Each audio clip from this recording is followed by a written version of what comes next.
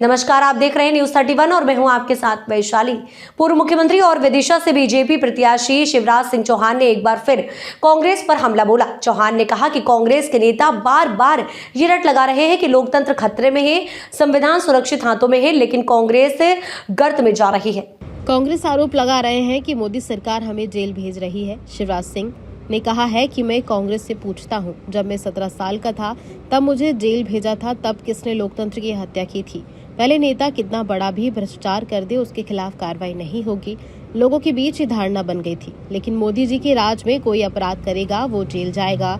चौहान बोले कि राहुल गांधी जी अजीबोगरीब बयान दे रहे हैं। राहुल गांधी कह रहे हैं कि यदि बीजेपी आई तो देश जल जाएगा। राहुल गांधी को बताना चाहिए कि क्या कांग्रेस देश को जलाएंगी। बीजेपी रिपोर्ट कार्ड और रोड मैप को लेकर जनता के बीच जा रही है। लाडली बहना योजना की राशि पर पूर्व सीएम बोले कि आज फिर लाडली बहनों के खातों में पैसे आएंगे। ऐसी योजनाएं हमेशा चलती रहनी चाहिए।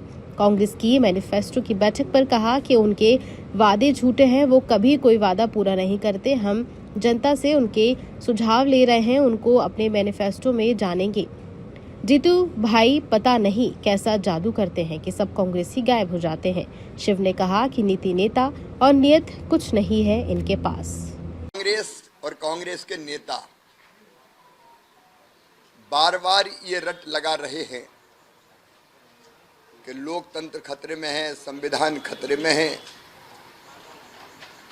खतरे में लोकतंत्र नहीं है, संविधान सुरक्षित हाथों में है।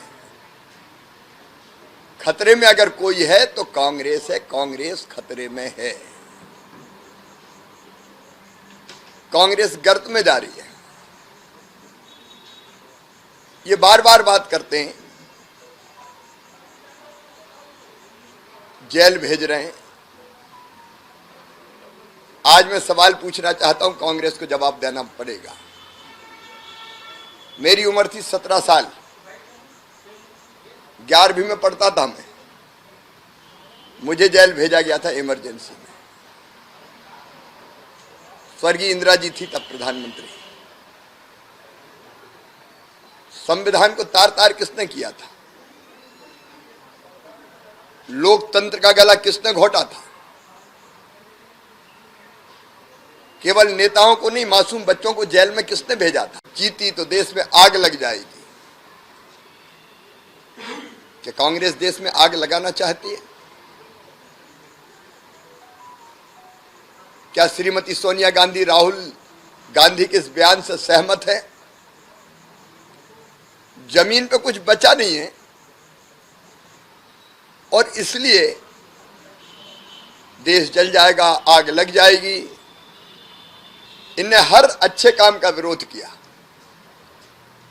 कश्मीर में धारा 370 हटेगी तो आग लग जाएगी, पत्ता भी नहीं खड़का। भारतीय जनता पार्टी अपने रिपोर्ट कार्ड के आधार पर जा रही चुनाव में। कांग्रेस ने तो कभी पेश नहीं किया, लेकिन भारतीय जनता पार्टी ने मोदी जी के नेतृत्व में 10 साल में जिस ढंग से भारत का निर्माण किया है, वैभवशाली, गौरवशाली, संपन्न, समृद्ध, शक्तिशाली और विकसित भारत, हम उस रिपोर्ट कार्ड और आगे के रोड मैप को लेकर मैदान में जाएंगे। और अब हम नहीं कह रहे, जनता कह रही है अब की बार 400 पार। कल 1 से 1.5 लाख कार्यकर्ता कांग्रेस के भारतीय जनता पार्टी में शामिल होने जा रहे हैं। भारतीय जनता पार्टी पुनर्निर्माण का आंदोलन है, राष्ट्रीय पुनर्निर्माण का, देश को बनाने का, जनता के कल्याण का। और जो अपने देश की सेवा करना चाहता है वो भारतीय जनता पार्टी में आना चाहता है तो भारतीय जनता पार्टी उनका स्वागत करती है। कांग्रेस के पास कोई आधार नहीं है। उनके वादे झूठे जो कभी पूरे नहीं होते। भारतीय जनता पार्टी दोनों चीज, एक तरफ जो काम हमने किए हैं वो, और दूसरी तरफ विकसित भारत का रोड मैप लेके हम जनता के बीच में जाएंगे। मैनिफेस्टो पर काफी काम हो रहा है और खुशी की बात ये, प्रधानमंत्री जी ने अपील की लोगों से कि सुझाव दें। हमारे पास हजारों सुझाव आए हैं, उनका अध्ययन हो रहा है और जल्दी सुविचारित, और केवल सुविचारित मैनिफेस्टो नहीं होगा, उसको जमीन पर उतारने का विस्तृत रोड मैप के साथ हम जनता के बीच में जाएंगे। इंडिया का अब पता नहीं जीतू भाई कैसा जादू करते हैं कि लोग गायब हो जाते हैं। छिंदवाड़ा वाले भी गायब होते होते रह गए। कांग्रेस में कौन बचेगा इसका कोई ठिकाना मुझे लगता नहीं है। अब वो ढूंढे कहाँ है उमंग जी। सर भूपेश बघेल ने 300 से ज्यादा नॉमिनेशन करा दिए हैं सीट पर। दिग्विजय सिंह भी वो बयान दे रहे हैं कि अपने मुख्यमंत्री श्री मोहन यादव जी को बधाई देता हूं। उन्होंने कहा था कोई योजना बंद नहीं होगी, बंद नहीं हुई है। आज फिर लाडली बहनों के खाते में पैसे डाले जा रहे हैं। इस योजना ने बहनों की जिंदगी में क्रांतिकारी परिवर्तन लाया है। मैं बहनों को बधाई देता हूं। हो गए तो बैलेट पेपर ये हार की पूर्व भूमिका तैयार की जा रही है। उनको पता है कि ना तो वो मध्य प्रदेश में कोई सीट जीत रहे हैं और ना छत्तीसगढ़ में कोई सीट जीत रहे हैं।